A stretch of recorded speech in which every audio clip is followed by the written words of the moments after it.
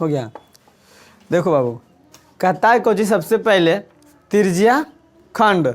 इसमें परिभाषा है किसी वृत्त में दो त्रिज्याओं, तो किसी वृत्त ये हो गया, और त्रिज्या केंद्र से होकर वृत्त पर स्पर्श करने वाली रेखा को त्रिज्या कहते हैं। और दूगो त्रिज्या, देखिए दूगो त्रिज्या हो गया, तथा उनके बीच चाप, यहाँ से यहाँ तक ये वाला चाप हो गया। और चाप से घिरे हुए क्षेत्र को, यानी जो घेराल है ये क्षेत्र, यहाँ से एने और यहाँ से ने, इसी क्षेत्र को हम क्या कहते हैं? त्रिज्या खंड कहते हैं। क्या कहते हैं बाबू? त्रिज्या। कोई दिक्कत नहीं ना। त्रिज्या खंड वृत्त के दो त्रिज्या, किसी वृत्त के दो त्रिज्या तथा उनके बीच चाप से घिरे क्षेत्र को त्रिज्या खंड कहते हैं। तो देखो, अब यहाँ पे मान लिया बिंदु O, यहाँ पे A, यहाँ पे B, तो बताइए इधर वाला तो त्रिज्या खंड हुआ ही, तो इधरों वाला तो त्रिज्या खंड रहेगा ना। तो इधर छोटका त्रिज्या खंड है, इतना गो है, तो इसको हम लघु त्रिज्या खंड बोलेंगे। कौन बोलेंगे? एने जे बड़का बच गया, यहाँ से लेके एने यहाँ तक ई वाला पूरा, तो एने वाला को कहेंगे दीर्घ त्रिज्या खंड। त्रिज्या खंड, कोई दिक्कत नहीं ना यहाँ तक। दीर्घ त्रिज्या खंड। अब दूसरा है स्पर्श रेखा। वृत्त को किसी एक बिंदु पर, मान लिया जाए हम एगो वृत्त खींचे, ठीक है, गोल होगा न हो, गोल रहे मत, वृत्त का मतलब आप लोग समझ जाते हैं। वृत्त को किसी एक बिंदु पर, इसका केंद्र तो O रहता है, किसी एक बिंदु पर, यानी वृत्त मान ली यहाँ पे कोई बिंदु है, इसी पर स्पर्श करते हुए कोई रेखा निकल जाएगा। लो ऐसे टेढ़ा हमरस बन गया, लेकिन टेढ़ा नहीं, अंदर नहीं जाएगा, एकदम एक गो बिंदु के छू के निकलेगा, छू के निकल जाएगा, तो इसको हम स्पर्श रेखा कह देंगे। बात आया समझ में? सिर्फ छू को निकल जाना है। जैसे यहाँ पे मान लिया जाए स्पर्श रेखा खींचेंगे, तो ऐसे खींचेंगे छू के, सॉरी टेढ़ा हो गया, सीधा खींचते हैं, मान लिया जाए इसे छू के सिर्फ निकल गया, अंदर नहीं ना आया, सिर्फ स्पर्श किया। स्पर्श मतलब छू दिया, छू के चल गया, तो उसी को हम स्पर्श रेखा कहते हैं। तो ई वाला रेखा को हम क्या कहेंगे बाबू? स्पर्श रेखा। जिस बिंदु पर छू दिया, जैसे देखो हल्का से नहीं छुएगा, उस बिंदु को स्पर्श बिंदु कहते हैं। जैसे जिस बिंदु पर छू दिया उसको क्या कहेंगे? स्पर्श बिंदु। स्पर्श बिंदु, कोई दिक्कत नहीं ना। अगर परिभाषा लिखेंगे कि स्पर्श बिंदु केकरा कहते, तो लिखेंगे स्पर्श रेखा, यहाँ पे लिख दियो, स्पर्श रेखा, स्पर्श रेखा, स्पर्श रेखा वृत्त के जिस बिंदु पर, वृत्त के जिस बिंदु पर स्पर्श करते हैं या प्रतिच्छेद करते हैं, स्पर्श करती है, उस बिंदु को स्पर्श बिंदु कहते हैं। स्पर्श बिंदु कहते हैं। स्पर्श बिंदु वो जौन बिंदुआ पर छू दिया, उस बिंदु को स्पर्श बिंदु, और जौन रेखा छू के निकला उस रेखा को स्पर्श रेखा। कोई दिक्कत नहीं ना। थोड़ा सा पीयूष उसका ऊपर ला, हाँ था स्पर्श बिंदु कहते हैं। यहाँ तक तो क्लियर है। अब देखो इसमें कुछ और लिखना है। कहता है, हम नोट में लिख देते हैं, NOTE, नोट नंबर पहला। दो गो नोट लिखाएंगे। पहला नोट में क्या लिखेंगे कि किसी वृत्त के एक बिंदु से, किसी वृत्त के एक बिंदु से केवल एक स्पर्श रेखा खींची जा सकती है। केवल एक स्पर्श रेखा खींची जा सकती है, खींची जा सकती है। देखो बाबू, किसी भी वृत्त से किसी एक बिंदु पर केवल एक ही रेखा खींच सकते हैं, लेकिन यदि दूसरा नंबर नोट में आएगा क्या कि किसी वृत्त पर अनगिनत स्पर्श रेखा खींच सकते हैं। स्पर्श रेखा ढेर सारी खींच सकते हैं, ऐसे भी खींच सकते हैं एगो, ऐसे भी खींच सकते हैं एगो, जैसे मर्जी वैसे खींच सकते हैं। लेकिन किसी बिंदु से, यानी कह देंगे यहाँ पे एगो बिंदु है और केवल इसी से, तो इससे केवल एक ही स्पर्श रेखा खिंचाएगा। पता है समझ में? तो हम यहाँ पे लिख देंगे कि किसी वृत्त पर अनगिनत स्पर्श रेखा खींची जा सकती है, खींची जा सकती है। कोई दिक्कत नहीं ना? किसी वृत्त पर अनगिनत स्पर्श रेखा खींची जा सकती है, लेकिन कहेगा किसी वृत्त के एक बिंदु से तक केवल एक ही रेखा खींचाएगा। देखो, छेदक रेखा वृत्त के दो बिंदुओं पर, तो सबसे पहले वृत्त बनाएंगे जी सर। और दो बिंदु मान लिया जाए, एक बिंदु यहाँ और एक बिंदु यहाँ, दो बिंदुओं पर प्रतिच्छेद करने वाली रेखा, इसी पर प्रतिच्छेद करने वाली रेखा, इसी को हम क्या कह देंगे? छेदक रेखा। और एक चीज ध्यान रखिएगा, ये तो छेदक रेखा हो गया, लेकिन इसके पहले हम बताए थे कि दो बिंदु पर मिलाने वाली रेखा को जीवा कहते हैं। जीवा वो वृत्त के छू के रुक जाता था, लेकिन ये पार हो गया, छेद के पार हो गया, तो समझिए छेदक रेखा। आज ये रुक जाएगा वो जी पर, इसको जीवा बोलेंगे। आपको पता है ना?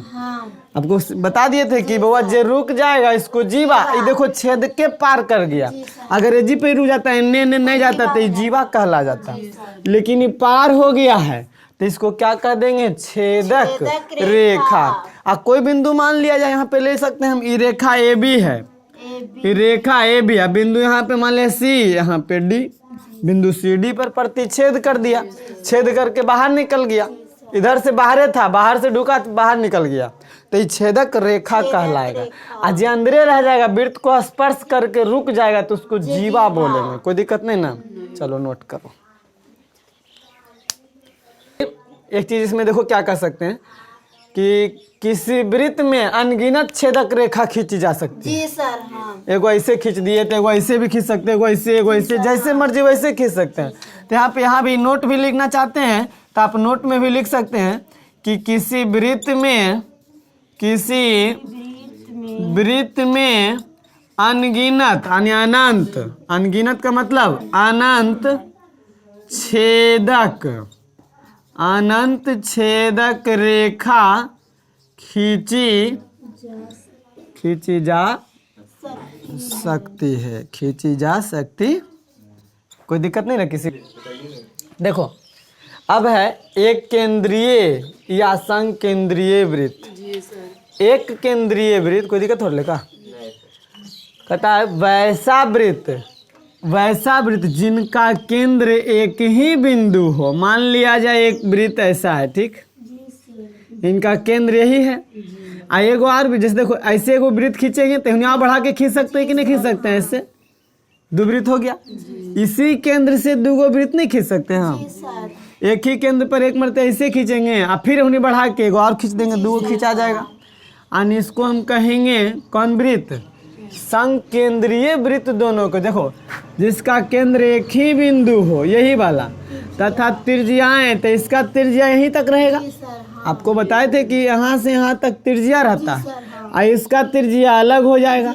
इसका त्रिज्या 2 सेंटीमीटर, तो इसका 4 सेंटीमीटर मान लें, चाहे 3 सेंटीमीटर रहेगा, नहीं तो केंद्र वही, लेकिन त्रिज्या अलग अलग है, भिन्न भिन्न है। तो ये दोनों वृत्त को हम संकेंद्रीय या एक केंद्रीय वृत्त कहेंगे। बात आया समझ में कि ना? इस दोनों वृत्त को हम क्या कह देंगे? संकेंद्रीय वृत्त या एक केंद्रीय वृत्त। केंद्र को तो ओ से सूचित करते हैं, यहाँ पे ए दे देंगे, यहाँ पे बी दे देंगे। तो ओ ए जो है 2 सेंटीमीटर है और ओ बी है 3 सेंटीमीटर। तो ओ ए त्रिज्या है, ओ बी भी त्रिज्या है, ये केंद्र है। तो वो देखो केंद्र दोनों वृत्त का एक ही गो है लेकिन त्रिज्याएं अलग अलग। तो ये दोनों वृत्त क्या कहलाएगी? संकेंद्रीय या एक केंद्रीय वृत्त। और दूसरा है त्रिभुज के परिवृत्त। त्रिभुज के परि का मतलब बाहर। जैसे देखिए यहाँ पे हम एगो वृत्त बनाते हैं, ठीक है, इसी पे एगो त्रिभुज बना देते हैं। देखिए ये त्रिभुज है। त्रिभुज के परिभाषा समझिए क्या बोला है। यहाँ पे ए बी सी, वह वृत्त जो किसी त्रिभुज के तीनों शीर्षों, यानी इस शीर्ष से बुआ, इस शीर्ष से इस शीर्ष, तीनों शीर्ष से होकर जाती है। देखिए तीनों शीर्ष से होकर गया है कि नहीं गया है? तीनों शीर्ष से सट के गया है। तो उस त्रिभुज का हम क्या कहते हैं? ये वृत्त, ऐसा वृत्त को हम कहेंगे त्रिभुज का परिवृत्त। त्रिभुज का परिवृत्त। आप बताइए ये जो वृत्त खींचे हैं कहीं ना कहीं वो केंद्र होगा? नहीं होगा केंद्र? तो यहाँ वाला केंद्र को हम त्रिभुज का परिकेंद्र कहेंगे। इस केंद्र को क्या कह देंगे? त्रिभुज का परिकेंद्र कह देंगे। परिकेंद्र। अभी और समझिए, आप बताइए परिकेंद्र तो हो गया। अब यहाँ से चीज समझेंगे कि बउआ यहाँ से यहाँ तक जो आएगा तो त्रिज्या कहलाएगा क्योंकि वृत्त है। तो यहाँ से वृत्त जो खींचेंगे ये केंद्र से, तो केजू पर त्रिज्या खींचेंगे सब त्रिज्या बराबर रहेगा? नहीं रहेगा, क्योंकि यहाँ से खींचेंगे ऐसे तो त्रिज्या एजा पर ही खींचिए, चाहे एजा पर ही खींचिए, चाहे एजा पर ही खींचिए, तीनों त्रिज्या तो बराबर होगा। यानी जब परिकेंद्र रहेगा कि त्रिभुज के परिकेंद्र है तो समझ जाइएगा यहाँ से इस शीर्ष तक, यहाँ से इस शीर्ष तक, यहाँ से इस शीर्ष तक तीनों भुजा बराबर हो जाएगा। ये तीनों रेखाखंड क्या होगा? बराबर। यानी जब परिकेंद्र रहेगा वो, तो हम कह सकते हैं ओ ए बराबर ओ बी बराबर में ओ सी, तीनों बराबर होगा। क्यों? क्योंकि ये वृत्त का त्रिज्या है और त्रिज्या हमेशा बराबर होती है, आपको बताए थे। जैसे देखिए त्रिज्या वृत्त ऐसे खींचे यहाँ से, अब यहाँ से यहाँ तक खींचिए तो यह दुए रहेगा। काहे कि यहाँ से ऐसे करके बनाइएगा वृत्त, यहाँ से यहाँ कीजिए तो ये दुए, ऐसे कीजिए तो ये दुए रहेगा। सब तो 2 सेंटीमीटर। त्रिज्या सबका क्या होता है? बराबर होता है। इसलिए ये वाला जो भुजा है ओ ए ओ बी ओ सी, तीनों क्या होगा? बराबर होगा। कोई दिक्कत नहीं ना। परिकेंद्र किसको कहेंगे? समझ में आ गया? परिकेंद्र से समझ में आ रहा होगा कि त्रिभुज के शीर्ष पर जो होगा ऐसा ई वाला, वो तीनों क्या होगा? बराबर। कब? जब ये बिंदु जो है परिकेंद्र रहेगा तब। परिकेंद्र का मतलब ये परिवृत्त का केंद्र, आई बिला त्रिज्या हो जाएगा। नहीं हो जाएगा? चलिए नोट करिए, इसको समझ में आ जाएगा आपको। अगला ए बी सी, यहाँ पे मान लिया बिंदु P पर स्पर्श कर रहा है, यहाँ Q पर, यहाँ R पर, 3 गो बिंदु पर भी तो स्पर्श कर रहा है ना। देखो क्या कर रहा है अंतःवृत्त में, वह वृत्त जो किसी त्रिभुज के अंदर उसके तीनों भुजाओं को छूते हुए, देखो तीनों भुजाओं को छूते हुए जा रहा है कि नहीं जा रहा है? ये भुजा भी छू दिया, ये भुजा भी छू दिया और ये भुजा के छू दिया, स्पर्श करते हुए जाती है, त्रिभुज का अंतःवृत्त कहलाती है। अंतःवृत्त कहलाती है। अंतःवृत्त के केंद्र त्रिभुज के अंतः केंद्र कहलाते हैं। यानी वाला हो गया अंतःवृत्त, अंतःवृत्त, और ये जो केंद्र बना अंतः केंद्र हो गया, अंतः केंद्र। अब इसमें एक चीज समझिएगा कि वो अंतः केंद्र जब रहेगा ना तो ई वाला और ई वाला और ई वाला तीनों बराबर रहेगा, क्योंकि तीनों तो त्रिज्यीय है। जी सर। हाँ। नहीं, यहाँ पे बिंदु ओ रहता है, केंद्र को से सूचित करते हैं। हाँ। तो यहाँ से ई और यहाँ से यहाँ, यहाँ से यहाँ, ये तीनों क्या रहेगा? बराबर। बराबर। अंतः केंद्र रहेगा तब ओ पी, यानी हम बोल सकते हैं ओ पी बराबर ओ क्यू बराबर ओ आर। जी सर। हाँ। ये बराबर रहेगा। क्यों? क्योंकि तो त्रिभुज वृत्त के त्रिज्या है और त्रिज्या कितनू डाल दीजिए बराबर ही रहेगा सब है। कोई दिक्कत नहीं ना। अब इसके बाद प्रमेय में देखेंगे। प्रमेय को मतलब साबित करेंगे। क्या क्या साबित करेंगे? जो सबके जबरदस्ती बुला ले लेंगे। देखो कहता एक वृत्त या सर्वांगसम वृत्त। सर्वांगसम मतलब बराबर वृत्त, जी सर। समझ में आ जाएगा वो तो अपने। एक वृत्त है, सर्वांगसम वृत्त मतलब इतनी को एक दूसरे को ढक लेगा, उसी को ना सर्वांगसम कहते हैं। खैर छोड़िए। समान जीवाएं, समान जीवाएं मतलब जैसे मान लो, देखो बाबू, एगो जीवा हम ऐसे खींच देते, जीवा ऐसे नहीं रहता है, जी सर हाँ। जीवा जी सर। जितना को ई मान लें 2 सेंटीमीटर जीवा है, तो एगो और 2 सेंटीमीटर के जीवा खींच लेते हैं। देखो दोनों बराबर जीवा हो गया, जी सर। बराबर जीवा हो गया है ना। अब एगो और इतनी को वृत्त रहता मान ले, तो ओकरो में बराबर जीवा रहता ना। यहाँ पे केंद्र है मान ले वृत्त के, तो क्या बोला है कि एक वृत्त की समान जीवा है, तो 2 को बराबर बराबर जीवा हो गया, ये भी 2 ये भी 2। जी सर। आज जीवा है केंद्र पर, केंद्र पर, यानी इस केंद्र पर समान कोण बनाती है, यानी केंद्र पर जो कोण बनेगा ऐसा बनेगा। देखिए कोण ऐसे नहीं बनेगा, एगो कोण ऐसा बनेगा, जी सर। बनेगा कि नहीं बनेगा। यानी ई कोण आई कोण दुए को ना केंद्र पर बन रहा है, तो ये दोनों कोण क्या होगा, बराबर। साबित करेंगे कैसे बराबर होगा, है ना बाबू। इसी को साबित करना है कि हमको ई वाला कोण और ई वाला कोण केंद्र पर बने कोण क्या होंगे, बराबर होंगे। बहुत हल्का, बहुत इजी है। देखो सबसे पहले लिखेंगे क्या, दिया है, दिया है, आई केंद्र बउआ ओ मान लेंगे और नाम दे देंगे कुछ, ए बी सी डी, नाम दे दिए ए बी सी डी, कोई दिक्कत नहीं ना, अपना मर्जी से कैसे भी नाम दे सकते हैं हम। तो दिया है सबसे पहले क्या, ओ जो है वृत्त का केंद्र है, नहीं दिया है ओ वृत्त का, क्योंकि केंद्र को हम ओ से सूचित करते हैं, तो हम भी बोल सकते हैं ओ वृत्त का केंद्र है। और दिल है समान जीवाएं, यानी ओ ए बराबर ओ बी, सॉरी जीवा इन होगा बुआई, ई वाला जीवा ई वाला, आ एगो ई सी डी, ए बी एगो सी डी, 2 को जीवा है ना, ये तो जीवा, ये तो त्रिज्या हो जाता है ना। यानी हम कह सकते हैं ए बी तथा सी डी समान जीवाएं हैं, समान जीवाएं हैं, समान जीवाएं हैं। तो साबित करना है, यानी समान जीवाएं कहने का मतलब ए बी बराबर सी डी, जितना गो ए बी जितना गो सी डी, समान जीवाएं ए बी या सी डी जीवा है। जी सर। जीवा आपको बताए थे जी सर। कि किसी वृत्त पर 2 बिंदु को मिलाने वाली रेखाखंड को जीवा कहते हैं। और एक चीज व्यास में बताए थे, किसी वृत्त पर सबसे लंबी जीवा वृत्त का व्यास कहलाता है, जो केंद्र से होकर गुजरती है उसे व्यास कहते हैं। बड़ी चीज बता दिए थे हम लोग को। चलिए तो यहाँ पे लिखेंगे, तो साबित करना है, साबित करना है कि वृत्त के केंद्र पर बने कोण बराबर होते हैं, यानी ए ओ बी। साबित करना है एंगल ए ओ बी बराबर एंगल ओ सी डी, ना ओ सी डी कैसे, सी ओ डी ना, सी ओ डी, ई वाला कोण, ई वाला कोण ना, यानी सी ओ डी चाहे डी ओ सी।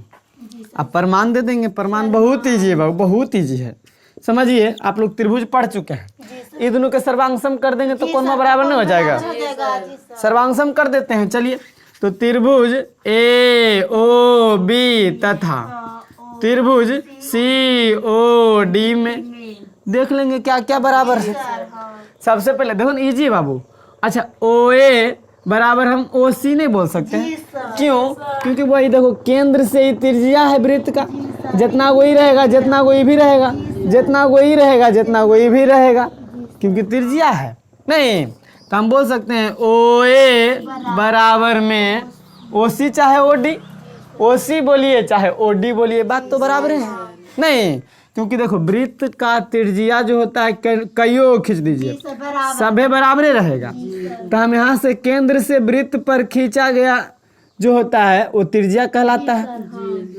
केंद्र से वृत्त पर खींची गई रेखाखंड त्रिज्या कहलाती है। तो वृत्त की सभी त्रिज्यां आपस में बराबर होती है, तो हम ओ ए बराबर ओ सी बोल देते हैं। मान लिया जाए ओ ए बराबर ओ सी, कैसे बोलेंगे हम, क्योंकि वृत्त की त्रिज्याएं हैं, वृत्त की क्या है, त्रिज्याएं हैं, इसलिए बराबर हो गया, क्योंकि वृत्त की सभी त्रिज्या बराबर होती है। अच्छा ए बी बराबर सी डी बोल सकते हैं। ये तो दे ले था कि समान जीवा दोनों बराबर रहेगा, 2 सेंटीमीटर ही हो तो 2 सेंटीमीटर ही हो, ये दिया हुआ था। यानी हम बोल सकते हैं ए बी बराबर सी डी, ये दिया है कि समान जीवा है, समान जीवा है, कोई दिक्कत नहीं ना। अब बताइए ओ बी बराबर ओ सी तो बोल सके, ओ सी नहीं ओ डी, ओ बी बराबर ओ डी, क्योंकि देखो ओ ए बराबर ओ सी कर दिए थे, तब ओ बी बराबर ओ डी क्योंकि त्रिज्यीय है भी, तो हम बोल सकते हैं ओ बी बराबर में ओ डी।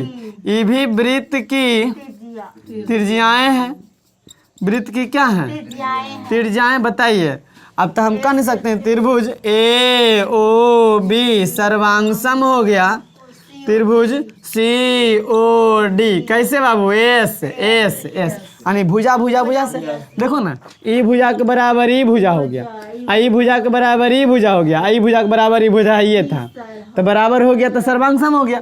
और जैसे ही सर्वांग सम होगा तो एक दूसरे को ढक लेगा, तो ई कोण बराबर ई कोण नहीं हो जाएगा, ढक लेगा। तो यानी हम कह सकते हैं एंगल ए ओ बी बराबर angle C O D P R O भी ई डी।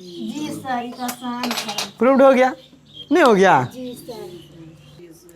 कि यदि एक वृत्त की दो जीवाएं, यदि एक वृत्त फिर वही वाला उसका उल्टा है, जैसे अभी हम लोग पढ़े उसी का उल्टा, प्रमेय 12.1 का विलोम, विलोम का मतलब उल्टा, इसी का नाम किताब में दे दिया 12.2। देखिए एगो वृत्त है बाबू, क्या बोला है, एक वृत्त की दो जीवाएं, दो जीवा, एगो ऐसे मान ले लेते हैं, एगो ऐसे, जैसे तैसे ले सकते हैं, ओ दोनों बराबर होना चाहिए, दोनों क्या होना चाहिए बराबर। देखिए तो बराबर लग रहा है दोनों।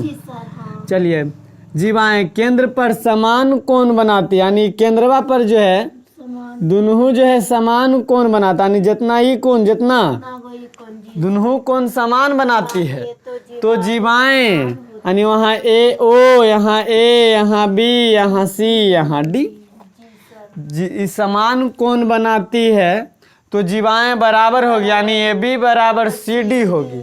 जखने क्या था इसके पहले वाला प्रमेय में कि अगर ये दोनों समान हो तो कोण बराबर बनाती है, अब उसी का उल्टा, अब कोण बराबर है तो ये दोनों बराबर होगा, साबित करना है ना बाबू। तो सबसे पहले लिखेंगे दिया है ओ वृत्त का केंद्र है, ओ वृत्त का क्या है केंद्र है, ए बी तथा सी डी, ए बी तथा सी डी दो जीवाएं हैं, बराबर अबरी नहीं दिया है, अबरी दिया है कोण बराबर है, अबरी दोनों कोण समान कोण बनाती है, यानी एंगल ए ओ बी बराबर एंगल सी ओ डी बराबर है, दिया है। तो साबित करना है, तो साबित करना है ए बी बराबर सी डी, और उस वक्त ए बी बराबर सी डी दिया हुआ था और साबित करना था ये वाला। चलिए प्रमाण में देंगे, ये भी बहुत ईजी है बाबू प्रमाण, इसको भी दोनों त्रिभुज को सर्वांगसम कर दीजिए, ये दोनों सर्वांगसम हो जाते, दोनों बराबर अपने हो जाएगा। तो चलिए देखिए, अच्छा अब बताएंगे प्रमाण में हम बोल सकते हैं, प्रमाण में क्या बोल सकते हैं कि ओ ए बराबर ओ सी, क्योंकि वृत्त की त्रिज्या है ना, जितना वही रहेगा, जितना वही रहेगा। हम टेढ़ा बना दिए इसलिए जरी छोटा बड़ा लग रहा है देखने में, नहीं तो वृत्त की त्रिज्या भी बताए थे कि वृत्त अगर ऐसे रहेगा, यहाँ से कईयों त्रिज्या खींचिए, कैसू खींचिए, सब बराबर रहेगा। यानी हम बोल सकते हैं ओ ए बराबर में ओ सी, क्यों, क्योंकि ये सब क्या है, वृत्त की त्रिज्याएं आपस में बराबर होती है, त्रिज्याएं आपस में बराबर होती है, कोई दिक्कत नहीं ना। और दूसरा नंबर में बहुत देल है एंगल ए ओ बी बराबर एंगल सी ओ डी, ये दिया हुआ है, ये दिया है बाबू। अच्छा ओ ए बराबर ओ सी हो गया, तो हम ओ बी बराबर ओ डी नहीं बोल सकते हैं, ओ बी बराबर में ओ डी, ये भी क्या है बाबू, वृत्त की त्रिज्याएं आपस में बराबर होती है तो कहेंगे सर जखने आप किए थे ई वाला बराबर, ई वाला, तब रीरा दोनों साबित करना है, जी सर। इसलिए भी दोनों बराबर नहीं किए हम। इसके बराबर में ई क्योंकि वृत्त की त्रिज्या है, इसके बराबर में ई क्योंकि वृत्त की त्रिज्या है। अब बीच वाला कोण दिया हुआ है बराबर, तो बताओ एस ए एस यानी भुजा कोण भुजा से सर्वांगसम हो गया। यानी हम कह सकते हैं अच्छा यहाँ पे नहीं लिखा लियो लो, त्रिभुज ए ओ बी तथा त्रिभुज सी ओ डी में है ना बाबू, ये तो हम डी में ना देखे हैं, तो हम कह सकते हैं त्रिभुज ए ओ बी सर्वांगसम हो गया त्रिभुज सी ओ डी का। कैसे हो गया बाबू, एस ए एस से, क्योंकि भुजा कोण भुजा, देखो भुजा बीच में कोण फिर भुजा, एक में भुजा बीच में कोण फिर भुजा, तो भुजा कोण भुजा से। तो जब सर्वांगसम हो गया यानी दूसरे को ढक लेगा, तो जितना कोई रहेगा जितना कोई नहीं रहेगा, यानी ए बी बराबर में सी डी, क्योंकि दूसरे को ढक लेगा वो त्रिभुज उल्टेंगे तो ढक लेगा, और जब ढक लेगा तो जितना कोई रहेगा जितना कोई हो जाएगा, नहीं हो जाएगा। यानी सर्वांगसम कब होता है, जब दो त्रिभुज एक दूसरे को ढक लेता है तो सर्वांगसम कहलाता है, तो ढक लेगा तो जितना को ए बी जितना को सी डी, नहीं हो जाएगा। इसलिए प्रूव्ड हो गया पी आर ओ भी ई डी प्रूव्ड, कोई दिक्कत नहीं ना। चलिए रहने देते हैं, बाकी अगला क्लास में।